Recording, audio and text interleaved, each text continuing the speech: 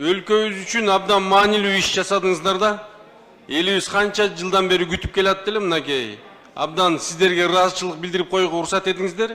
Мына биз мынакей жаңы инвентаризациянын негизинде мына жаңы 31 конуш кирип атат да.